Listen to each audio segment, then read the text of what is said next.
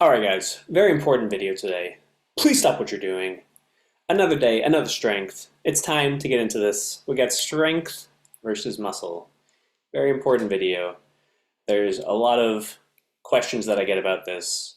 There's a lot of misinformation on the internet, a lot of different stuff going around. So let's get into the details here. Without getting too into the details here, we're going to get into the practical stuff, right? So what are the differences between strength and muscle? Well, they're largely the same as far as practical application and acquiring such, right?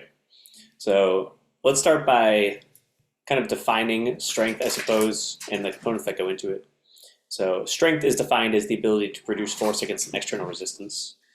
And so let's say you're doing a low bar squat. Generally with strength, there's some kind of defining factor, right? Some kind of like main movement. Whereas with muscle mass, I like this. There's like an Andy Baker quote where he says that if you're training for strength, you're using muscles to improve a lift. Whereas if you're training for like bodybuilding, you're using lifts to improve your muscles, right? And so there's a lot more variation, I think, in the lifts that you can use for building muscle, kind of to a certain extent. And then with strength, there's like, usually it comes down to whatever strength sport you're competing in. So if it's powerlifting, it's the squat, the bench press, the deadlift. If it is strongman, there's a lot of other crazy stuff thrown in there. But general strength is going to carry over to all those. But let's just use like the low bar squat, for example. What determines how much you can low bar squat? Three main components. Number one, your genetics, which I have in quotations power right here, right? It's often referred to as power.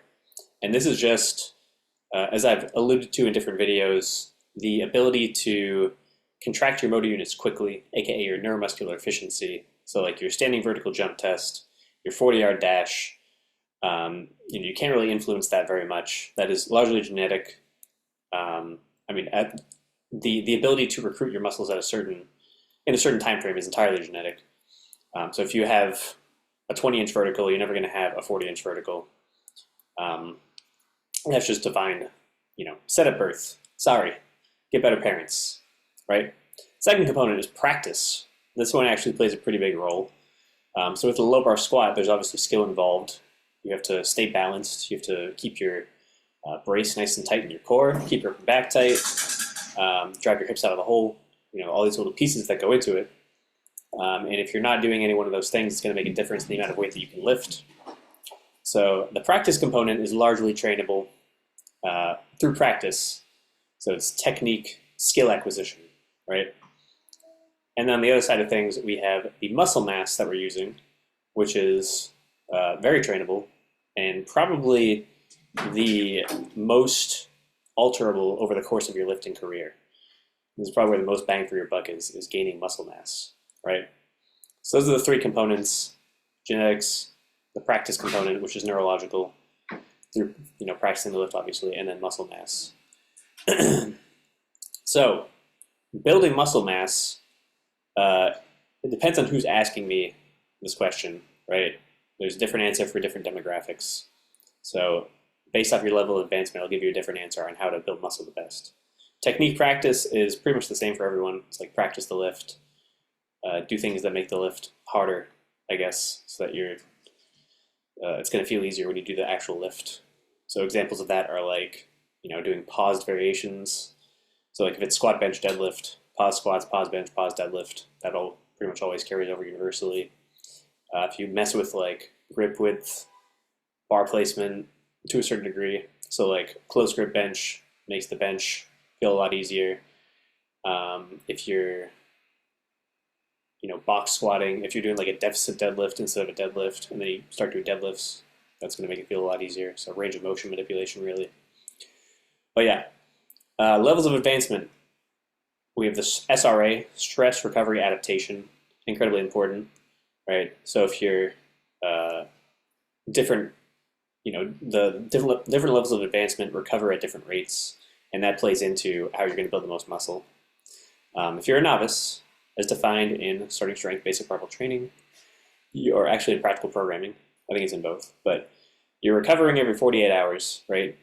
So easier way to define this is just like if you can add weight more than once during the week to your lift, then you're a novice. If you're at that stage, then you really have no business doing anything other than the main lifts. Just do the main lifts, just add weight to them, and then doing, like for example, doing 3 sets of 5 for your squat as a novice is all, well, really these two things are the trainable ones, right? So it's both of these. You're getting your practice, you're building your muscle, and you're getting just like all of the general adaptations, squatting 3 times a week, adding 5 pounds each time, right? So 3 sets of 5, you're building muscle, you're practicing the lift, everything's great, you're adding weight to it. No need to change anything there, no need to add extra lifts or vary things up, right? Now, I'm going to skip right to advanced because I want to highlight like both ends of the spectrum here, right? So the novice, you're just doing general lifts, general heavy lifts, right? Squat, overhead press, bench press, deadlift. You can add, chin-ups and rows if you want. Those are important movement patterns. Advanced, on the other end of the spectrum, this is where everything gets very, very specific. So if you want to maximize your low bar squat, for example, use that example again, you kind of have to break up your squat into different components at this point. Because doing 3 sets of 5, for one, it's going to be very stressful at this point because it's going to be a lot heavier than when you first started. So you're going to need about a month to recover from that workout, is defining the advanced lifter, right? So intermediate is about a weekly basis. Advanced is more or less a monthly basis. So if you do a heavy 3 sets of 5, it's going to take you a month to recover, right? So you're not getting a ton of practice doing 15 reps once a month.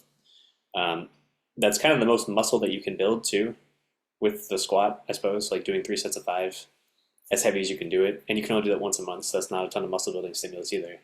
So you kind of have to employ more techniques here, more strategies, which I'll probably go more in depth with in a different video. But I'll talk a little bit about it here. So one example is if you're an advanced lifter, you're doing your 3x5 once a month, you're going to probably throw in some other variation if you want to. And by the way, the goal is you're trying to have the heaviest 3 sets of 5 low bar squat that you can have, right? So you're probably going to throw in things that support that. So you want more muscle and more technique practice, right? So your practice at this point is probably going to be very, what's the right word? Very far from failure as far as the reps that you're training. So if you're doing 3 sets of 5 at 405, right, a lot of your practice work is probably going to be between 70 and 80% of that. So that's going to be about between like 285 to 325, so significantly lighter, right? And you're going to be getting in a lot of volume in that range. And you can go like a little bit higher, a little bit lower, depending on what you're doing, right? But that's where your practice is going to take place more or less. And so a lot of that practice, like I talked about before, can consist of making the lift harder. So you might be doing things like pause squats, might be doing things like pin squats, and you might be doing more sets and fewer reps to maximize your ability to kind of like reset and practice each time. So if you're doing more reps, your technique is more likely to break down. And another thing with this is that as things get heavier, you're more likely to have form breakdowns. So the weight being lighter allows you to practice, and you're able to practice specifically moving the bar quickly on the way up, which is very important as things get heavier. Because if you kind of people have run into this, I think, if you're like a younger coach or like, you're a lifter that's coached yourself, you kind of realize at a certain point, if you run like intermediate, let's say you're doing like Texas method, you reach the point where like everything is just a heavy day and the bar is just crushing you all the time. And your form just starts like, you just kind of get used to like, let's say when you're squatting, you get used to like your back rounding and like the bar is just, it's an absolute grinder and you're closing your eyes. And so that becomes your new technique. Like you're ingraining that because you're doing it every single session. And then with this here, you're doing that one heavy session per month, but all the rest you're ingraining good technique. You're practicing a lot, right?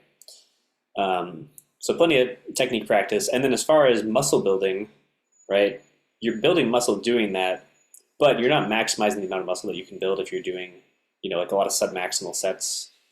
So hypertrophy is a spectrum, right? You're going to build muscle anytime you're lifting a weight, essentially. It's just to what degree. So at this point, it actually kind of makes sense to do more of what starting training tells you not to do, which I definitely agree with for a novice, right, and an intermediate lifter to a certain degree.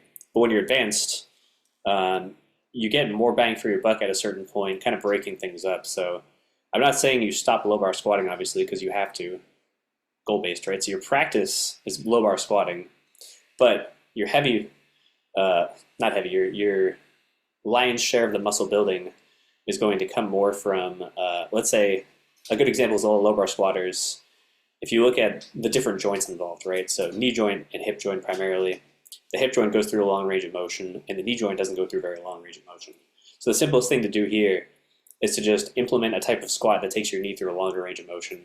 For example, a high bar squat, right? So you just throw in a high bar squat, you start doing that, and then all of a sudden you're going to start getting a novice effect from that high bar squat because your knees are not used to being taken through that longer range of motion. So that's going to increase the size of your quads and also your glutes to a certain degree as well, if you ever try this, because the hamstrings are heavily involved in hip extension in the low bar squat. If you've never done a high bar squat, you're going to notice that your glutes are going to get pretty sore the first few times because they have to do more work to extend the hip. And that's going to carry over to your low bar squat if you start doing that.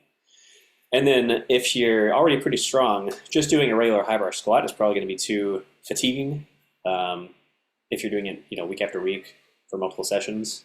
So a good way to make the high bar squat lighter but still give you the desired effect of putting a lot of stress on the quads and the glutes is to add, like I was saying before, add stuff like pauses, go like as deep as you can. You can elevate your heels so you get even more knee extension, that sort of thing. So that way you can do that lift fairly often. It's still going to be pretty fatiguing and pretty tiring, but you're going to get a much better stimulus on the target muscles, right? And then, think of the squat, you're really using your whole body. So those are the prime movers. As far as the postural muscles like the back, I'm a big fan of any chins, pull-ups, rows, anything like that works the upper back. Because if your deadlift as well is going to work your squat, but like I said, heavy fatigue cost. So you really can only do like your 1 set of 5 once per month, which you still should be doing. But then when you're not doing that, the time in between, you can spend doing stuff like rows. You can do it. RDLs are really good for a lot of people, so on and so forth. But yeah, that's kind of what happens when you're advanced. You kind of have to separate the practice and the muscle building more and more. And the other thing is, as far as your strength at any given time, so you can only, let's say you're PRing once a month, that means that you really can't be at your peak strength very often. So you kind of have to prioritize in different phases. That's why you have, like with powerlifters, they have the off season where they're not close to a competition, right? So they might be doing a lot of more hypertrophy-based stuff. You might be doing, more sets of like 5 to 8 for the main lifts. Like I said, more like high bar squats, more variation. Then as they get closer to the meet, it's a lot less of that. It's pretty much all practice. Because like I said, it's still like hypertrophic to do the main lifts, obviously. You're not going to shrivel up if you stop doing the extra, hypertrophy, quote unquote, stuff. So you're going to maintain your muscle, and then you can just run up the heavy lifts and practice a ton, and then peak for the meet and hit those big 1 rep maxes. So everything is, novice, everything's happening all at once, you're getting all the benefits at once. Advanced, everything is separated. And then intermediate is really just somewhere in the middle. So that's just kind of when you start to implement some of this other advanced stuff. So if you think of an advanced template, you might be doing like, you could do like a linear periodization block even, where like some dudes, like back in the day, they used to do like a week of 8s, a week of 5s, and a week of like triples, and then a week of singles. So it's like a 4-week block, right? Intermediate, you can kind of do all that within the same week. So like you might have a heavy day, which is somewhere in the 1 to 3 rep range, a medium day in the 4 to 6 rep range, and then like, a lighter day in the 8 to 10 rep range. So classic heavy, light, medium. And then you can also just alter, instead of rep ranges, you can alter the exercises. So this is where you can start to throw those in. So like you're still low bar squatting twice a week maybe, but once a week you're doing the high bar squat, and you can like throw in the pause there if you want or whatever. But you can kind of start to experiment and see what works best for you during the intermediate phase. So then by the time you're advanced, then you know what your kind of bread and butter accessories are. But yeah, so in the next video that I do on this topic, maybe I'll incorporate some more specifics, talk about my favorite accessory lifts for advanced lifters and what I think works best, and how to program them more specifically. But yeah, if you guys enjoyed this video, please leave a like, say something in the comments, and I guess that's it for this one. So I'll see you next time. Goodbye.